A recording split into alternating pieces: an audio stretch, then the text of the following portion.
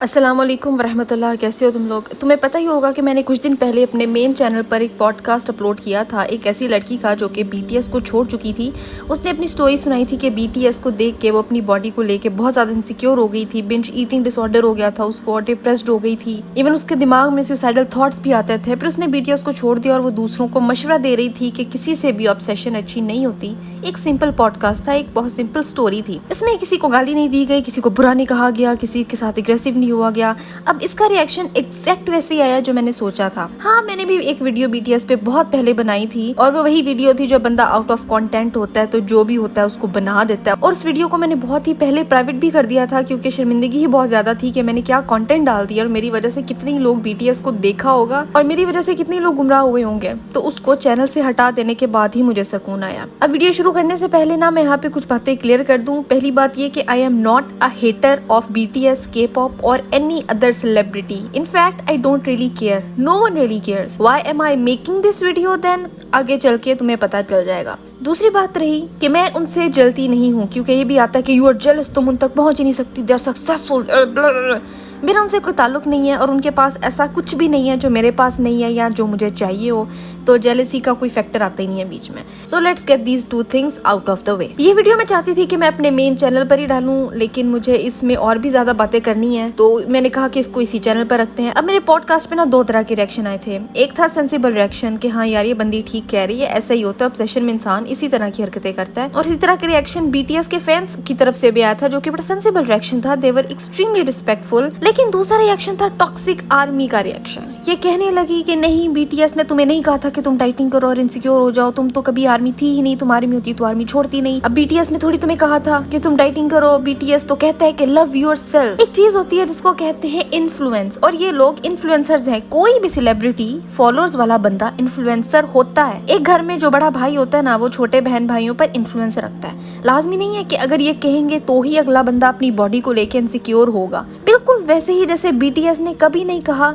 कि हमारे लिए पागल हो जाओ और दूसरों को गालियां दो, मारने की धमकियां दो, लड़ाइयां करो, लेकिन तुम लोग करते तो वही हो बगैर उनके कही। इसको कहते हैं इन्फ्लुएंस और यही मसला हर सेलिब्रिटी के साथ है। सिर्फ बीटीएस नहीं, हर वो सेलिब्रिटी जिसकी फैन बेस टॉक्सिक हो जाए वो यही कुछ करती है। मुझे याद है मैंने हकीकत टीवी पर ना 2 वीडियोस बनाई थी। कुरान हदीस से साबित किया था कि हकीकत टीवी अपने लिमिट्स क्रॉस करके औरतों के बारे में गंदी जुबान इस्तेमाल करता है, हर चीज को इल्यूमिनाटी से जोड़ देता है। और यही रिएक्शन मुसीबत टीवी के ब्लाइंड फैन फॉलोइंग की तरफ से भी मुझे आया था। मुझे तो खैर तब रेप थ्रेट्स भी आए थे और कत्ल की धमकियां भी आई थी और गलीज गालियां भी मिली थी, जो कि जाहिर है हकीकत टीवी ने उन्हें नहीं सिखाई थी। लेकिन इन्फ्लुएंस है, मोहब्बत है, तो फैंस बगैर इंस्ट्रक्शंस के भी ये सब कुछ करते हैं। मसला तब होता है जब इन ब्लाइंड फॉलोअर्स को तुम सीधा रास्ता दिखाने की कोशिश करो, उन्हें कोई मशवरे की बात कह दो, उनकी आंखें खुलवाने की कोशिश करो तो वो रिबेलियस हो जाते हैं। एक ऐसा हार्मलेस पॉडकास्ट जिसमें बीटीएस के खिलाफ एक लफ्ज नहीं था, गाली नहीं थी, कुछ भी नहीं था, उसका रिएक्शन मेरे डीएम्स में ऐसा आया जैसे मैंने किसी नबी की शान में गुस्ताखी कर दी हो या नाउजुबिल्ला अल्लाह ताला के लिए कोई बात कर दी हो। इतना एक्सट्रीम रिएक्शन। मैं डीएम्स तुम्हें आगे जाके थोड़ी देर में दिखाती हूँ। अब कोई मुझसे ये पूछ सकता है कि मुझे क्या तकलीफ है कि यहाँ का कोई बीटीएस के लिए पागल है, अगर किसी को खुशी मिलती है मैं क्यों घुस रही हूँ उनके बीच में। बहुत ही अच्छा सवाल है। इसका जवाब ये है कि मुझे दुख होता है, मेरा दिल कुड़ता है। मैं इन छोटी छोटी बच्चियों को जब हद से आगे बढ़ता हुआ देखती हूँ तो मुझे बस ये फिक्र होती है कि हमारी बच्चियों की प्रायोरिटी ये क्यों है। अगर कोई इस पागलपन से बाहर निकल आता है जैसे निमरा निकल आई थी, तो ये आर्मी कहती है कि वो असल आर्मी थी ही नहीं। असल बीटीएस आर्मी होती तो कभी भी ना छोड़ती। मतलब अगर अल्लाह ने किसी बंदी को हिदायत का रास्ता दिखा दिया और इस कल्ट से निकाल दिया, अपने करीब कर दिया, तो वो उसको रिजेक्ट करने वाले तुम कौन होते हो। कोई कह रहा है कि मैं बीटीएस को देख के अपने लिए इनसिक्योर होती थी, तो उसकी वैलिड फीलिंग्स को रिजेक्ट करने वाले तुम कौन होते हो। सेंसिबल फैंस तो खुद इन टॉक्सिक फैंस को ओन ही नहीं करते, वो तो खुद इनसे तंग आए हुए हैं कि क्या बिगड़ती यार, तुम लोगों ने तो इबादत ही शुरू कर दी हुई है इनकी। मैं अक्सर ये बात कहती हूँ कि कुछ लोग होते हैं जो सेलिब्रिटीज की इबादत करने लग जाते हैं और ये बात बहुत से लोगों को बहुत बुरी लगती है कि देखो किसी के फैन होने का मतलब ये बिल्कुल भी नहीं है कि हम उसकी इबादत करते हैं। बिल्कुल ऐसा ही है। लेकिन किसी के बारे में एक लफ्ज ना सुनना, कोई अपना ओपिनियन दे दे तो उसको एक्सेप्ट करने की बजाय उसको गालियां देना, उसको बद्दुआएं देना, एग्रेसिव हो जाना, धमकियां देना, ये एक्सट्रीमिज्म नहीं है तो और क्या है। फहद मुस्तफा ने कहा था कि मेरी बेटी बीटीएस देखती है, मैं बीटीएस नहीं देखता। उसने कहा कि हेल नो, तो इनको ये आग लग गई कि हेल नो क्यों कहा उसने। बीटीएस आर्मी चाहती थी कि वो बीटीएस का नाम सुन के सजदे में गिर पड़ता। उसकी हिम्मत कैसे हुई हेल नो कहने की, उसने हमारे खुदा को हेल नो कैसे कह दिया। यार ठीक है, बाप है वो अपने बच्चों का, वो उनका वली है, अल्लाह ने उसको इख्तियार दिया है कि वो अपने बच्चों की तरबियत कैसे करे, वो अपने बच्चों को क्या दिखाता है क्या नहीं दिखाता, वो खुद क्या देखता है क्या नहीं देखता, उसकी मर्जी है। जैसे कि बीटीएस को पागलों की तरह फॉलो करना तुम्हारी मर्जी है, तो बीटीएस को ना फॉलो करना भी उसकी मर्जी है। उसका सिर्फ इतना ही कहना था कि नहीं मैं बीटीएस नहीं देखता क्योंकि मेरी मर्जी, हेल नो मेरी मर्जी, ये 4 लफ्ज थे उसके। तो उस पर इन्होंने उसका हैशटैग चला दिया और ये बीटीएस आर्मी वाले अपने खुदा को प्रोटेक्ट करने लगे। जैसे कि अब हर बाप बीटीएस आर्मी से पूछ के अपने बच्चों की तरबियत करेगा और ये भी उनसे अप्रूवल लेगा कि मैं क्या करूं और मैं क्या ना करूं। इतना प्यार उन लोगों से जो ना इस दुनिया में तुम्हारे किसी काम आएंगे ना मरने के बाद। समझ नहीं आती मुझे, अगेन चाहे वो कोई भी सेलिब्रिटी हो, चाहे वो माइकल जैक्सन हो या चाहे हमारा फिरोज खान हो। अभी आर्गुमेंट भी आता है कि बीटीएस वालों की सबसे बड़ी फैन फॉलोइंग है, सबसे बड़ी आर्मी है उनकी, अल्लाह ने उनको बहुत ज्यादा इज्जत दी है। अब इस आर्ग्यूमेंट को देखा जाए कि फॉलोइंग इक्वल्स इज्जत, तो किम कार्दाशियन के बीटीएस से ज्यादा फॉलोअर्स हैं। बीटीएस के तो इंस्टाग्राम पे सिर्फ 67.5 मिलियन है, लेकिन किम कार्दाशियन तो 329 मिलियन फॉलोअर्स लेके बैठी हुई है और वो भी यही सोचती होगी कि अल्लाह ने उसको भी बहुत इज्जत दी है। चलो आज से सब हम उसको फॉलो करेंगे, जो वो करेगी हम भी वही करेंगे। कोई हमें कहेगा कि भाई वो अच्छी औरत नहीं है तुम उसको क्यों फॉलो कर रहे हो, तो हम उसकी ऐसी की तैसी फेर के रख देंगे कि तुम्हारी हिम्मत कैसे हुई उसको कुछ कहने की। अगेन ऑब्सेशन चाहे के पॉप से हो, किसी सेलिब्रिटी से हो, जब वो तुम्हें इस हद तक ले जाए कि अकल की बात समझाने वाले को तुम गालियां दो तो वो ठीक नहीं है। मैं अब वो मैसेजेस दिखाती हूँ जो मुझे आए हैं। मैं सारे नहीं दिखा सकती, बहुत सारे थे, रैंडमली थे जिनका मैंने स्क्रीनशॉट ले लिया था। कि तुमने अपने आप को खुद जलील करने का सोचा है बीटीएस के बारे में गलत बोलकर। अब तुम जलील होना शुरू हुई हो, आगे देखना क्या क्या होता है तुम्हारे साथ और कैसे तुम्हारे फॉलोअर्स भी कम होते जाएंगे। जो बीटीएस आर्मी होगी ना वो तुम्हें बताएगी। Just wait and watch. जलील होने का वक्त आ गया है, जलील जलील करेंगे ये मुझे। ओके अच्छा, यहाँ पे ना मैं इन फॉलोअर्स के नाम नहीं शो करी क्योंकि मैं नहीं चाहती कि इनको जाके हेट दिया जाए। आखिर में है ये छोटी बच्चियां ही, एंड आई रियली होप, और मैं बहुत दुआ करती हूँ कि अल्लाह इनको हिदायत है। हाँ भाई कुत्ती, क्या भौंका है तूने, समझ क्या रही है खुद को? बस फेमस होना हो तो बीटीएस को कुछ भी बोल दो। अबे तुम जैसे जलील लोगों की औकात नहीं है बीटीएस को एक लफ्ज भी बोलने की। खुद लिख रही हो अपनी स्टोरी पे कि जिल्लत और इज्जत अल्लाह के हाथ में है, तो कुत्ती तो कौन होती है बीटीएस को जलील करने वाली? और फॉर योर काइंड इन्फॉर्मेशन, अभी आप खुद बहुत जलील हो रही हैं। ओके पहले अपनी शक्ल मिरर में देखो, अगर घर में मिरर है तो। तुम जैसे गंदे नाली के कीड़ों से हम रोज निमटते हैं तो अपनी औकात मत भूलो। हमने तो फहद मुस्तफा को उसकी औकात याद दिला दी थी, तो फिर तुम कौन है एक गंदी नाली का छोटा सा कीड़ा जिसको हम आर्मीज के शूज के नीचे आने का बहुत शौक है। तुम जैसे कीड़े खुद तो उन जैसे बन नहीं सकते। अल्लाह ना करे कि मैं उन जैसी बनूं, अल्लाह मुझे अपने हिफ्ज़ो ईमान में रखे। मैं उन जैसी मर के भी नहीं बनना चाहती, अल्लाह मुझे मेरी हिफाजत करे। I don't want to be like them at all. ना मैं चाहती हूँ कि मैं उन जैसी बनूं, ना मैं चाहती हूँ कि मेरी नस्लों में से कोई उन जैसा बने। आमीन या अल्लाह, मेरी दुआ कबूल करना। तो फिर स्टार्ट करते हो उन्हें हेट करने। मेरी उस पॉडकास्ट में कोई हेट नहीं था, कोई गाली नहीं थी, कोई रोस्ट नहीं था। आई डोंट नो इसको क्या दौरा पड़ा है, आई हैव नो आइडिया। अबे अगर इन जैसे बड़े लोगों को लव नहीं कर सकते तो आप इतनी औकात नहीं है कि हेट क्यों? बेटा अपनी औकात में रखना सीखो। औकात औकात औकात औकात औकात। ऑलराइट, अभी आप छोटे हो, बड़े लोगों से पंगा लेने वाली एज नहीं है आपकी। अगर आप दोबारा जिल्लत की कमी महसूस हो तो फिर बीटीएस को कुछ बोल दो, हम आ जाएंगे तुझे तेरी औकात याद दिलाने के लिए, गंदी नाली के कीड़े। और हाँ, मेरे डीएम का स्क्रीनशॉट लेकर स्टोरी पर जरूर लगाना ताकि लोगों को भी तो पता चले तेरी औकात गंदी नाली के कीड़े। Is that not extreme? Is that normal? Is that normal? Is it not extremism? This is what BTS is teaching you. BTS सिखा रही है कि लव योरसेल्फ लेकिन अगलों को रोल दो, लव योरसेल्फ लेकिन अगलों की ऐसी की तैसी फेर दो। This is what BTS is teaching you and you are telling me to follow BTS as well, ताकि मैं भी यही कुछ करूं। अभी कोई मुझे बताए कि क्या ये नॉर्मल है? ये क्या बीटीएस की इबादत नहीं है तो और क्या है? ये धमकियां ऐसी हैं कि जैसे अल्लाह ने खुद अब मुझ पे अज़ाब भेज देना है क्योंकि मैंने बीटीएस से रिलेटेड पॉडकास्ट कर दिया था। अल्लाह का अज़ाब कौमों पर आया, कुरान इससे भरा पड़ा, लेकिन वो इस वजह से नहीं आया था कि उन्होंने बीटीएस की शान में गुस्ताखी की थी, बल्कि वो इसलिए आया था क्योंकि उन्होंने अल्लाह की नाफरमानी की थी। तो ये तकब्बुर क्या नॉर्मल है जो बीटीएस फैंस में पाया जाता है? किसी को गंदी नाली का कीड़ा कहना, जबकि अल्लाह ताला ने कहा है कि लक़द ख़लक़नल इंसान फ़ी अहसनी तक़वीम, ये इसको गंदी नाली का कीड़ा बोल रहे हैं।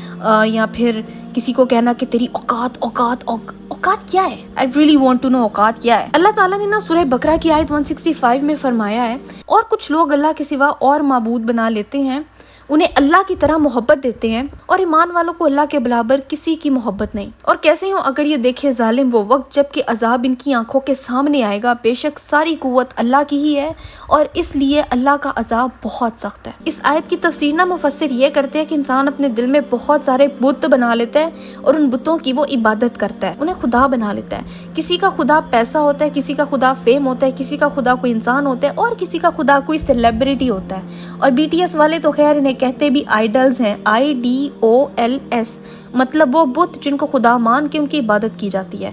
वो बुत जो रसूलुल्लाह सल्लल्लाहु अलैहि वसल्लम ने काबा में जाके खुद तोड़े थे, इब्राहिम अलैहिस्सलाम ने खुद तोड़े थे। आज हमारी बच्चियां उनके पीछे पागल होके दूसरों को ये कहती हैं कि तुम्हारी जलालत के दिन शुरू हो गए हैं। अल्लाहु अकबर, इन्ना लिल्लाहि व इन्ना इलैहि राजिऊन। अल्लाह ताला ने ना सूरह दारियात की आयत नंबर 56 में फरमाया है, मैंने जिन्नों और इंसानों को इसलिए पैदा किया है कि वो मेरी इबादत करें। ये था हमारी ज़िंदगी का मकसद, अल्लाह की इबादत। लेकिन हम किसकी इबादत कर रहे हैं? हमारी बच्चियाँ किसकी इबादत कर रही हैं? जामिया तिर्मिज़ी की हदीस नंबर 2416 में रसूलुल्लाह सल्लल्लाहु अलैहि वसल्लम ने फरमाया कि आदमी का पाँव क़यामत के दिन तब तक नहीं हिलेगा जब तक उससे 5 चीज़ों के बारे में पूछ ना लिया जाए। उसकी उम्र के बारे में कि उसने कहाँ लगाई, और उसकी जवानी के बारे में कि उसने अपनी जवानी कहाँ गर्क की। इसके आगे हदीस कंटिन्यू है लेकिन मैं यहीं तक रोकूंगी। ये सवाल जब हमसे पूछे जाएंगे कि हमने अपनी जवानी का क्या किया, तो हम क्या जवाब देंगे? कि जवानी को सेलिब्रिटीज के पीछे रोल दिया था, उनके फैन पेजेस बना के उनकी इबादत की थी, उनके लिए कुछ कहने वालों की ऐसी की तैसी करके हमने बहुत प्राउड फील किया था। ऊपर से हम कह तो रहे हैं कि आई एम अ प्राउड मुस्लिम, नमाजें भी पढ़ते हैं, तस्बीहां भी फेरते हैं, लेकिन दावत का काम मैंने इस्लाम के लिए नहीं बल्कि BTS के लिए किया था। फजाइल मैंने इस्लाम के नहीं सुनाए थे, BTS के सुनाए थे। लंबे लंबे लंबे लंबे पैराग्राफ्स मैंने सेलिब्रिटीज की तारीफों में लिखे थे। ये हिसाब देंगे हम अल्लाह ताला को। सही बुखारी की हदीस 6167 है, उसमें रसूलुल्लाह सल्लल्लाहु अलैहि वसल्लम ने फरमाया कि क़यामत के दिन तुम उनके साथ होगे जिससे तुम मोहब्बत करते हो। इन सेलिब्रिटीज और BTS और K-pop की अंधी मोहब्बत तुम्हें क़यामत के दिन इन्हीं के साथ उठाएगी, अंजाम भी इन्हीं के साथ होगा।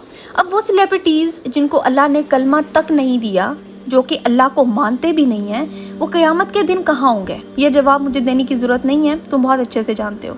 अभी आर्गुमेंट आएगा कि BTS वाले चैरिटी देते हैं, अच्छा काम करते हैं, वो इनको सपोर्ट करते हैं, वो लोगों की मदद करते हैं। बिल्कुल करते होंगे, लेकिन ये किस फ़ायदे है? कुरान में जहाँ भी साले अमाल का जिक्र आया ना, वहाँ पे ईमान का भी जिक्र आया है। इन्नल्लज़ीना आमनु व अमिलुस्सॉलिहाती, क्योंकि अच्छे अमाल और चैरिटीज बगैर ईमान के फजूल हैं और ईमान अच्छे अमाल के बगैर नामुकम्मल। कुरान की सूरह ज़लज़ला की आयत नंबर 8 और 9 में अल्लाह ताला ने फरमाया कि जिसने भी इस दुनिया में जरा बराबर अच्छाई की होगी वो उसको रोज़े महशर दिखाई जाएगी, और जिसने जरा बराबर भी शर किया होगा, बुराई की होगी, वो भी उसको दिखाई जाएगी।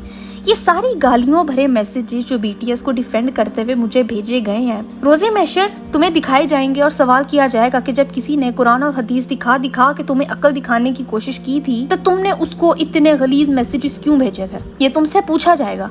साहिल अदीम की एक बात मुझे बहुत अच्छी लगती है, वो कहते हैं कि अल्लाह के हाथ तुक्के नहीं है, और ये बात इतनी ज्यादा सही है कि मैं तुम्हें बता भी नहीं सकती। अगर तुम्हारे सामने किसी ऐसी लड़की का पॉडकास्ट आया है जो अपनी कहानी सुना के तुम्हें बचाना चाहती है, तो ये तुक्का नहीं है। अगर मेरी बातें तुम तक इस वक्त पहुंच रही हैं तो ये तुक्का नहीं है, ये अल्लाह ताला की तरफ से तुम्हारे सामने आने वाला रिमाइंडर है कि अपनी प्रायोरिटीज ठीक करो, अपनी डायरेक्शन को ठीक करो। वो पॉडकास्ट करके निमरा को क्या फायदा हुआ था? कुछ भी नहीं। उसने तो अपना इंस्टाग्राम तक शेयर करने से मना कर दिया था। इस पॉडकास्ट से उसको कुछ गेन नहीं हुआ, मुझे कुछ गेन नहीं हुआ। In fact I lost subscribers and it's fine. और ये वीडियो बना के भी मुझे कुछ हासिल नहीं हो रहा। जिस तरीके से सेलिब्रिटीज को डिफेंड करते हो, कभी अपने नबी को डिफेंड करो जिनकी गुस्ताखी आए दिन होती है। जितना प्यार BTS से करते हो अपने नबी से करो, जिन्होंने मुकामे महमूद पे तुम्हारे लिए, मेरे लिए अल्लाह से दुआ करनी है। ये सेलिब्रिटीज, ये लोग रोज़े महशर में तुम इन्हें देखना भी पसंद नहीं करोगे, जिनकी एक झलक देखने के लिए शायद तुम आज किसी का कत्ल भी कर दो, उस दिन तुम इनसे दूर भागोगे। ऑब्सेशन छोड़ दो, लोगों के ओपिनियंस को बर्दाश्त करो। तुम्हें अगर टमाटर पसंद है और किसी और को पसंद नहीं है, तो इसका मतलब ये नहीं है कि तुम उसको बद्दुआएं देना शुरू हो जाओगे। मेरे इस वीडियो से अल्लाह जाने कुछ होगा या नहीं, लेकिन मुझे अल्लाह ताला ने अमर बिल मारूफ व नही अनिल मुनकर का हुक्म दिया है, नेकी करो और बुराई से रोको। मेरा फर्ज था कि मैं इस पर वीडियो बनाऊं, मैंने बना दी। इसको देख के तुमने क्या करना है ये तुम जानो। हंसी टीवी ने K-pop पर एक बहुत अच्छी वीडियो बनाई थी, इतने एविडेंस दिए थे उसमें कि कोई भी बाशऊर आदमी उसको देख के आंखें ज़रूर खोलेगा और इनको अनफॉलो ज़रूर करेगा, लेकिन वहाँ भी अंधे लोग कमेंट्स में आके यही कह रहे थे कि BTS K-pop नहीं छोड़ सकता है। और ये वाली वीडियो जो बनाई गई है ये बिल्कुल बकवास वीडियो है। एक इन्फ्लुएंसर का काम यही होता है कि वो लोगों को रास्ता दिखा दे, आगे हिदायत देना अल्लाह का काम है और हिदायत लेना बंदों का काम है। उस वीडियो का लिंक मैं डिस्क्रिप्शन में दे दूंगी, बहुत अच्छी वीडियो थी, उसको ज़रूर जाके देखना। और हाँ, ये ना समझना कि इस तरह के मैसेजेस जब मुझे मिलते हैं तो मैं हर्ट हो जाती हूँ, मैं डरती हूँ या मैं रोती हूँ, बिल्कुल भी नहीं। I enjoy these. मुझे बस दुख होता है कि हमारी बच्चियों की एनर्जी किस तरफ जा रही है, अपनी जवानी और एनर्जी की पीक पर वो क्या कर रही हैं। माँ बाप को पता भी नहीं है कि उनकी औलाद क्या कर रही है, किस हद तक ऑब्सेशन में पागल होकर किसी को किस तरह के मैसेजेस कर रही है, क्या गालियां बक रही है। ये तो वो तरबियत माँ बाप नहीं करते जो यहाँ पे सेलिब्रिटीज की मोहब्बत में औलाद पागल होकर किसी को दिखा रही होती है। मेरी दिल से दुआ है, मेरी इन लोगों से कोई दुश्मनी नहीं है, मैं इनसे बहुत ज्यादा हमदर्दी करती हूँ और मैं इनके लिए दिल से दुआ करती हूँ कि ये लोग अपनी तमाम मोहब्बतें अपने मालिक के लिए रखें, एग्रेसिव हों तो अल्लाह के लिए हों, डिफेंड करें तो अल्लाह के लिए करें, उन चीज़ों में जुनूनी हो जाएं जो हमारी आखिरत के लिए अच्छी हों, जो हमें सीधा जन्नत में लैंडिंग करवाएं। इसके अलावा I really don't hate you guys and I really don't hate BTS। मेरा उनसे कोई ताल्लुक नहीं है। तुम लोगों को मैं अपनी छोटी बहन समझती हूँ। सीरियसली, मेरी कोई छोटी बहन होती तो मैंने उसको भी ऐसे ही समझाना था जैसे मैं तुम्हें समझा रही हूँ। अच्छा है कि इस फेस से निकल आओ। पागलपन और ऑब्सेशन अच्छा नहीं होता। खैर, ये मेरी आज की वीडियो थी। आई रियली होप कि इसका कोई असर हो। और आज के लिए बस इतना ही था। मैं मिलती हूँ तुमसे अगली वीडियो में एक नए टॉपिक के साथ।